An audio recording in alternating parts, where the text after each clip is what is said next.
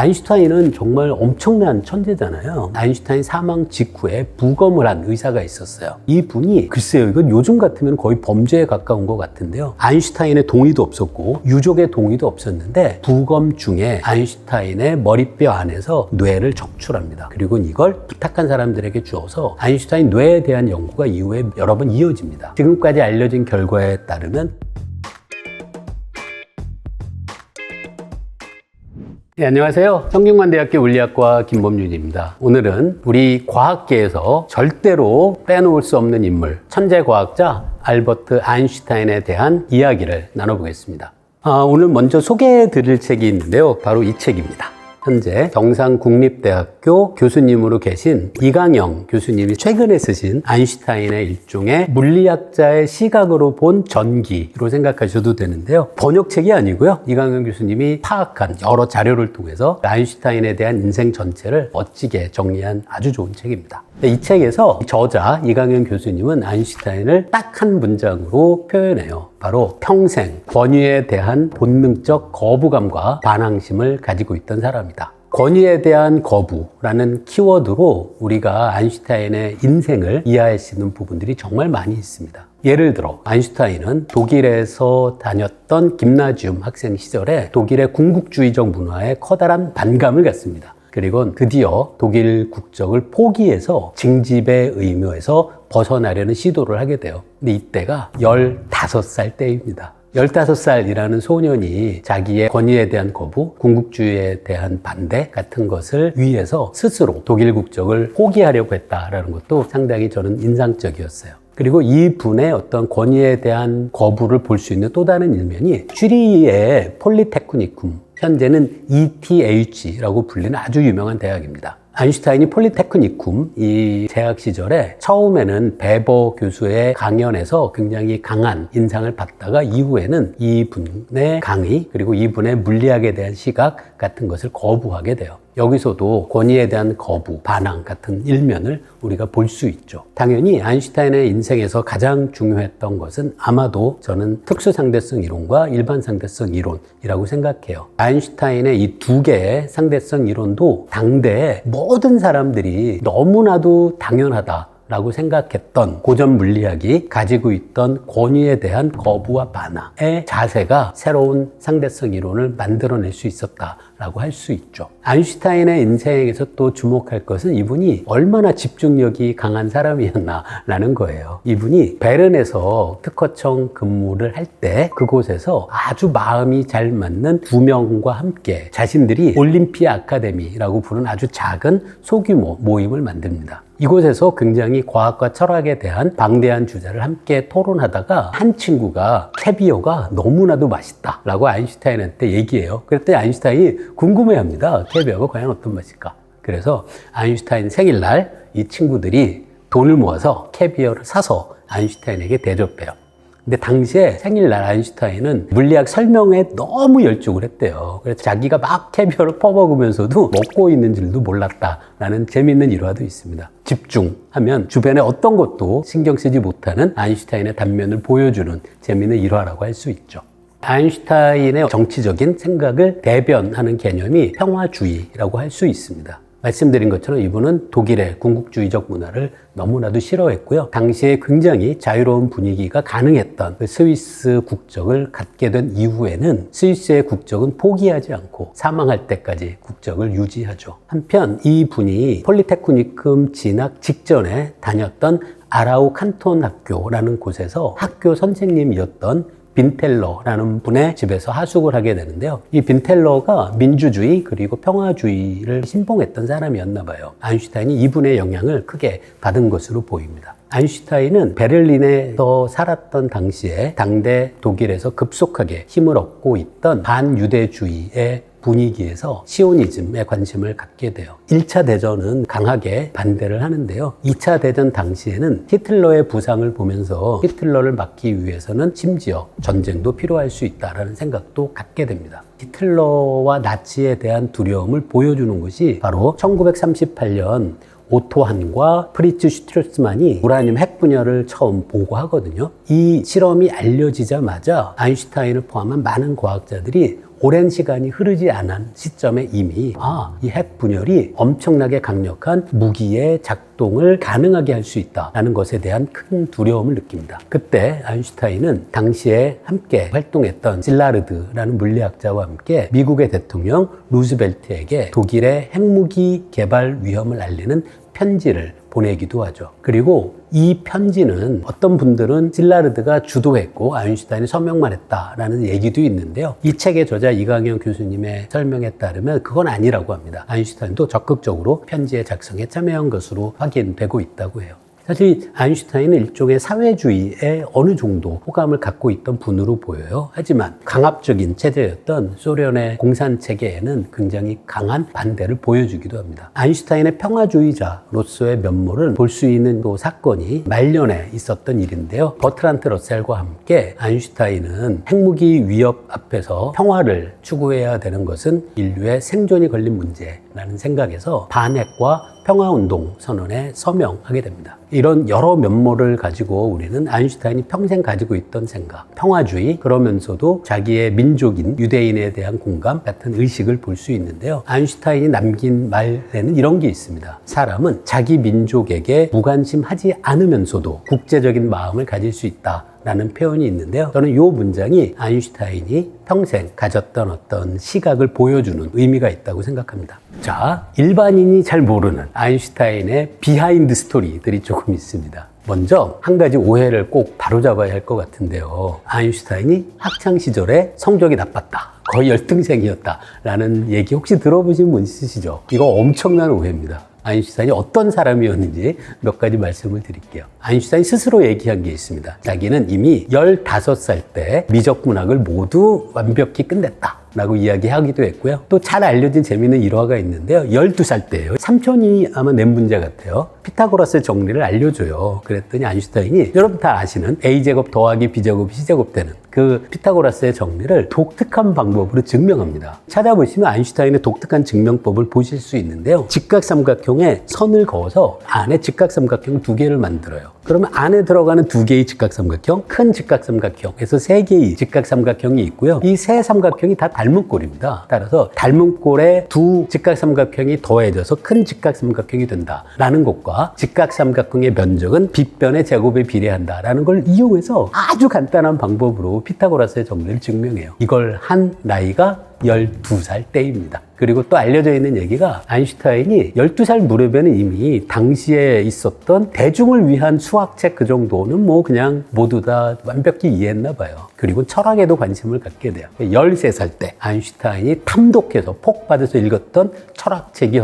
바로 칸트의 순수 이성 비판입니다. 한번 읽어보세요, 여러분. 이게 13살짜리가 읽을 만한 책이 아니거든요.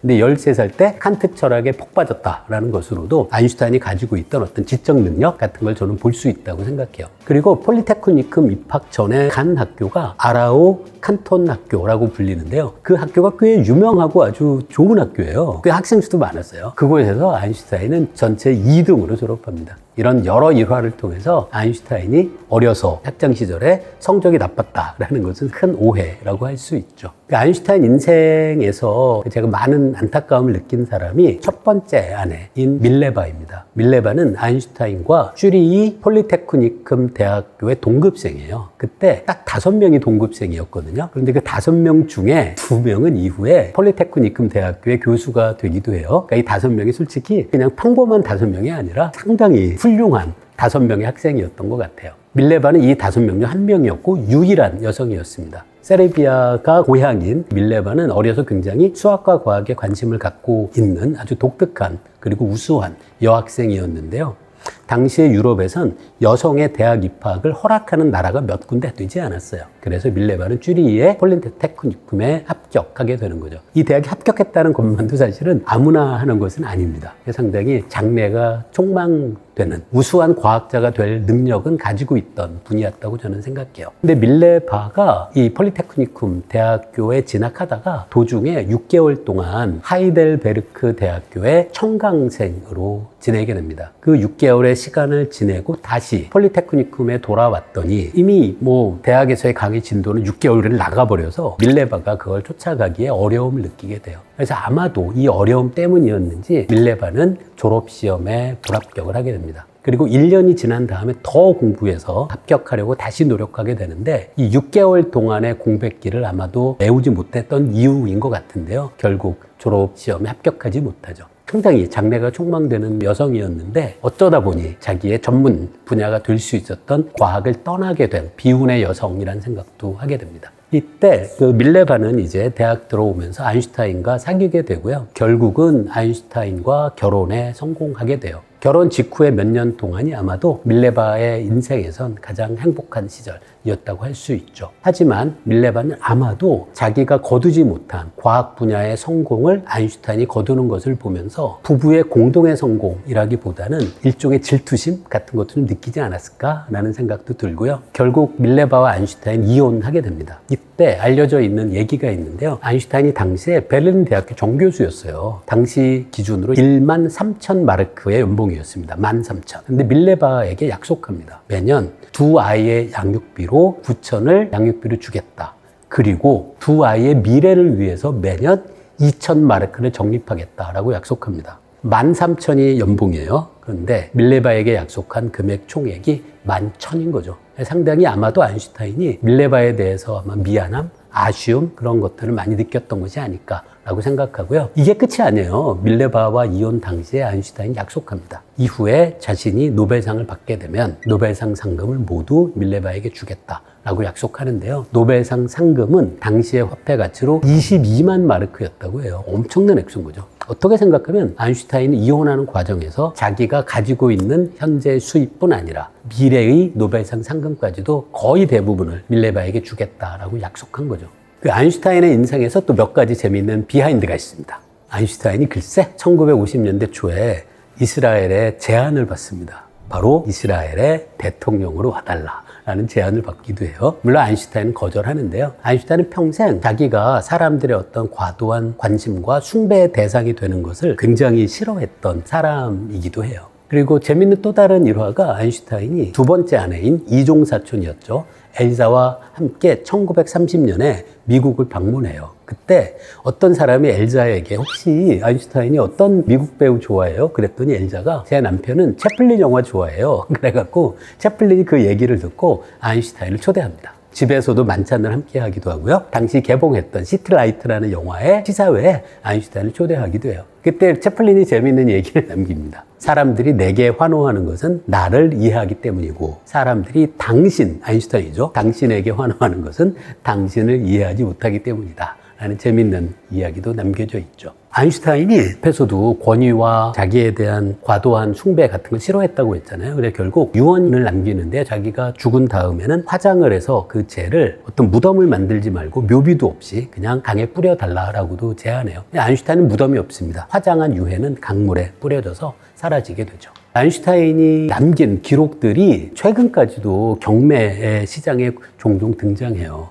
그 중에 아마도 가장 비쌌던 게 1913년, 14년 당시에 상대성 이론을 연구한 노트. 그게 무려 1160만 유로에 낙찰되기도 했습니다. 아인슈타인은 20세기를 대표하는 가장 중요한 인물 1순위로 미국의 타임지가 선정하기도 했죠. 그래서 돌이켜보면 과학 분야뿐 아니라 인류 역사에서도 20세기의 가장 모든 사람이 기억할 인물인 것은 분명합니다.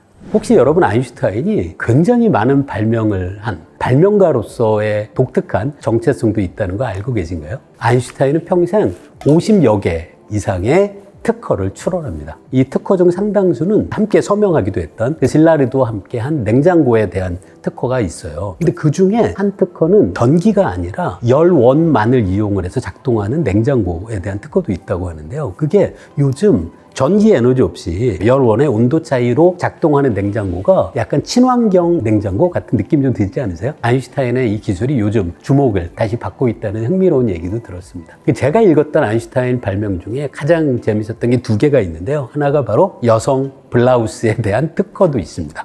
아마 옆이 이렇게 트여 있어서 그곳을 통해서 손을 넣고 뺄 수도 있는 그런 독특한 디자인의 특허를 냈다는 것도 너무나도 재밌고요. 또 다른 독특한 이야기가 아인슈타인이 좀 오래전이에요. 1916년에 비행기가 나는 이유를 베르누이 원리로 생각합니다. 그리고는 베르누이 원리만을 거의 이용해서 더 잘 나는 비행기 날개를 설계하게 돼요. 근데 이게 너무 재밌는 게 아인슈타인이 만든 이 설계대로 비행기 날개를 제작해서 시험 비행을 했는데요. 이 비행기가 너무나도 불안정해서 시험 비행을 한 비행사가 다칠 수도 있는 상황도 발생하게 됩니다. 아인슈타인이 이후에 자백합니다. 자기 인생에서 굉장히 창피하고 후회스러운 사건 중에 하나가 이 엉뚱한 비행기 날개 설계였다라고 회고하기도 해요. 아인슈타인이 메롱하고 혀 내민 사진 혹시 다들 많이 보셨죠? 이 사진이 재밌는 일화가 있더라고요. 미국에서 찍은 사진인데요. 당시에 아인슈타인이 너무나도 유명해진 거예요. 그래서 온갖 파파라치들이 아인슈타인 사진을 찍으려고 많이 몰려든 겁니다. 그때 장난스럽게 지었던 표정이에요. 근데 이 표정이 너무 재밌어갖고 파파라치가 찍었고 사실 아인슈타인은 찍고 싶지 않은 사진이었음에도 불구하고 현재 사람들에게 가장 사랑을 받는 사진이 된 것도 어떻게 보면 아이러니라고 생각합니다. 아인슈타인은 자기의 시신을 남기지 말라고 유언했는데요. 당시 아인슈타인 사망 직후에 부검을 한 의사가 있었어요. 하비라는 의사인데요. 이 분이 글쎄요, 이건 요즘 같으면 거의 범죄에 가까운 것 같은데요. 아인슈타인의 동의도 없었고 유족의 동의도 없었는데 부검 중에 아인슈타인의 머리뼈 안에서 뇌를 적출합니다. 그리고 이걸 자신이 보관해요. 가족이 동의한 건 아니었어요. 그렇게 가지고 있던 이 아인슈타인의 뇌를 조금씩 일부분을 부탁한 사람들에게 주어서 아인슈타인 뇌에 대한 연구가 이후에 여러 번 이어집니다. 근데 아인슈타인은 정말 엄청난 천재잖아요. 사람들은 아마도 아인슈타인의 뇌에는 뭔가 특별한 것이 있었을까라고 생각하는데요. 지금까지 알려진 결과에 따르면 그렇게 특별한 뇌는 아니다. 평균적인 성인 남성의 뇌와 비교하면 오히려 크기가 좀 작은 편이라는 것도 알려져 있죠. 1905년을 사람들은 아인슈타인의 기적의 해라고 부릅니다. 이 해에 아인슈타인은 4편의 물리학의 역사를 바꾼 논문과 함께 자신의 박사학위 논문도 작성하게 돼요. 이 해 첫 번째 쓴 논문이 금속에 빛을 쬐면 금속으로부터 전자가 방출되는 현상이 있습니다. 광전 효과라고 불리는데요. 이 광전 효과를 빛의 에너지가 어떤 양을 단위로 해서 띄엄띄엄하게 되어 있다라는 가정을 이용해서 설명합니다. 아인슈타인 이후에 노벨상을 받게 되는데요. 바로 1905년에 첫 번째 광전 효과 논문으로 노벨상을 받게 되죠. 그리고 이후에 두 번째 출판한 논문이 바로 통계 물리학 분야의 브라운 운동이라는 것이 있거든요. 그걸 설명한 논문이에요. 사실 이 즈음에 주변 물리학자들에게 가장 크게 주목받은 논문이 바로 이 브라운 운동을 설명한 논문이기도 해요. 당시에는 원자가 정말 있는 거야 없는 거야 사람들이 논쟁 중이었는데요. 아인슈타인은 입자로서의 원자가 엄연히 존재하고 꽃가루 입자 같은 브라운 입자가 있을 때 이 주변 유체에서의 원자 혹은 분자가 무작위적으로 힘을 줘서 얘가 움찔움찔 움직이는 거다라는 걸 수학적인 모형을 통해서 완벽하게 설명합니다. 그래서 이게 두 번째 유명한 논문이고요. 세 번째가 특수상대성 이론 논문입니다. 그 다음 네 번째 논문이 여러분 다 아시는 E는 MC 제곱을 설명한 논문은 이렇게 짧아요. 아마도 세 번째 특수상대성 이론 논문을 발표한 다음에 생각해보니까 이 얘기도 할 수 있었는데 라고 생각해서 짧은 논문을 하나 더 출판한 게 1905년의 마지막 네 번째 논문입니다. 그 아인슈타인이 1905년에 발표한 두 번째 논문이 통계역학의 브라운 운동에 대한 것이잖아요.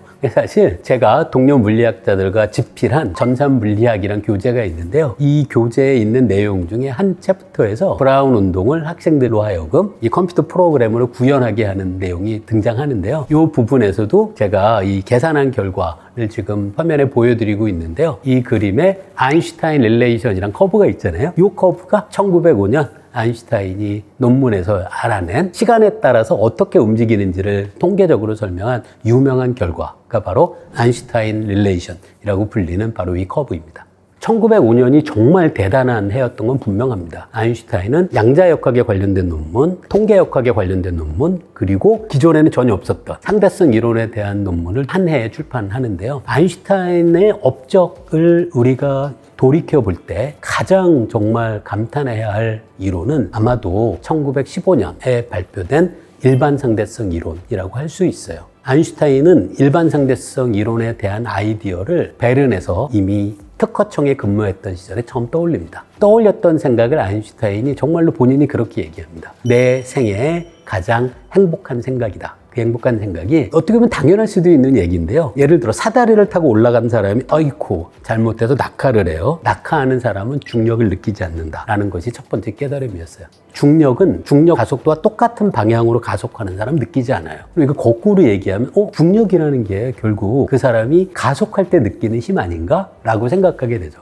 중력과 관성력이 동등하다라는 아이디어를 떠올립니다. 그리고 이 아이디어를 설명하는 방식이 시간과 공간을 함께 포함한 일종의 기하학의 형태로 일반 상대론을 표현해야 한다라는 걸 깨닫게 되고요. 이후에 놀라운 업적인데요. 공변성 원리. 이게 어떤 거냐면 가속하는 사람이라도 보게 되는 물리법칙은 똑같다는 거예요. 누구에게나 물리법칙이 똑같다는 게 사실은 일반 공변성 원리인데요. 이걸 공리로 이용해서 일반 상대성 이론을 완성한 게 1915년 11월입니다. 당시에 이렇게 과학사에서 흥미로운 일화가 있는데요. 힐베르트라는 유명한 괴팅겐 대학의 수학자 있잖아요. 그분도 똑같은 11월에 일반 상대성 이론에 대한 논문을 출판해요. 한때 이 논쟁이 있었다고 해요. 힐베르트가 먼저일까? 아인슈타인이 먼저일까? 일반 상대성 이론의 장 방정식을 누가 먼저 만든 걸까? 라는 논쟁이 있긴 한데요.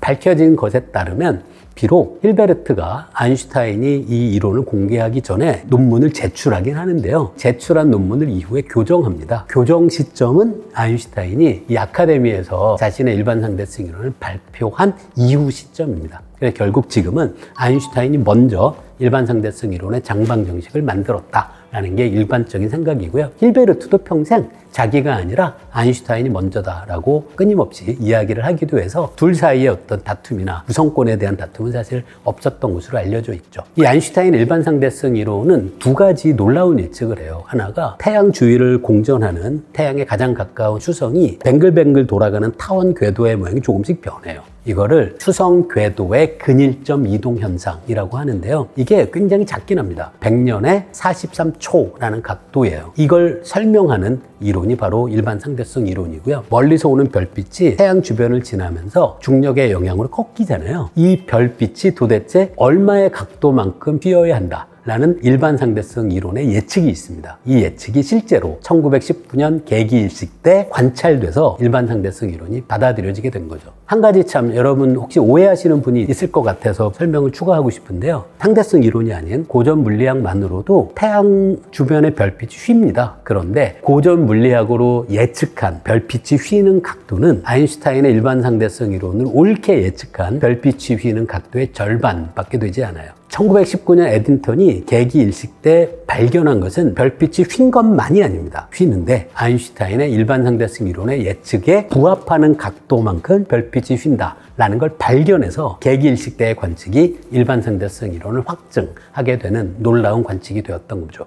아인슈타인은 여러 명언을 남깁니다. 제가 좋아하는 명언을 소개해 드리려고 하는데요. 가장 좋아하는 명언이 있어요. 아인슈타인은 이론은 가능한 단순해야 한다라고 얘기해요. 하지만 더 단순하면 안 된다라는 말을 붙입니다. Everything should be made as simple as possible. 이 세상 모든 거는 가능한 단순해야 한다. 근데 마지막에 세 단어가 더 있어요. But not simpler. 필요한 것보다 더 단순해서는 안 된다라고 유명한 말을 남기는데요. 이 문장의 앞부분, 이론이 단순해야 한다라는 건 사실 모든 물리학자가 동의해요. 그런데 물리학자로서 산 시간이 길어지면서 전 마지막 세 단어가 더 귀에 꽂히더라고요. But not simpler. 이건 아인슈타인이 제게 주는 일종의 경고 같았어요. 세상을 이해하기 위해서 이론을 단순하게 하는 건 당연하다. 하지만 항상 네가 너무 단순화하는 것은 아닌지를 끊임없이 성찰해야 한다라는 의미로 저는 아인슈타인의 말을 읽었습니다. 그리고 또 여러 가지 얘기가 있어요. 그 중에 하나가 세계에 대해서 영원한 미스터리가 있다는 거예요. 그건 바로 이 세계가 이해가 가능하다는 거다. 이 세상을 우리가 물리학으로 이해할 수 있다는 그 사실 자체가 영원한 미스터리라는 그런 뜻이죠. 또 재밌는 얘기도 있습니다. 두 개의 무한대가 있대요. 하나는 우주, 다른 하나는 인간의 어리석음. 아인슈타인이 남긴 말입니다. 또 양자역학을 비판하는 과정에서 한 유명한 얘기도 있죠. 신은 주사위 놀이를 하지 않는다. 근데 아인슈타인은 신이라고 표현하는 것이 어떤 기독교적 유일신을 얘기한 건 아니고요. 아인슈타인은 고백합니다. 자기의 신은 기독교적 유일신이 아니라 스피노자의 신에 가깝다라고 이야기하기도 해요. 아인슈타인이 신이라고 할 때는 현대 물리학의 개념으로는 우주를 지배하는 물리학의 근본 법칙 같은 걸 떠올리시는 것이 오히려 더 적당하다고 할 수 있습니다. 예, 오늘 제가 존경하는 물리학자 아인슈타인에 대한 여러 가지 이야기를 말씀드려 봤는데요. 혹시 오늘 이야기가 재밌으셨다면 예, 제가 참고한 책, 이강현 교수님의 멋진 책 또 함께 읽어보시기를 추천드립니다. 예, 그럼 다음에 다시 뵐게요. 고맙습니다.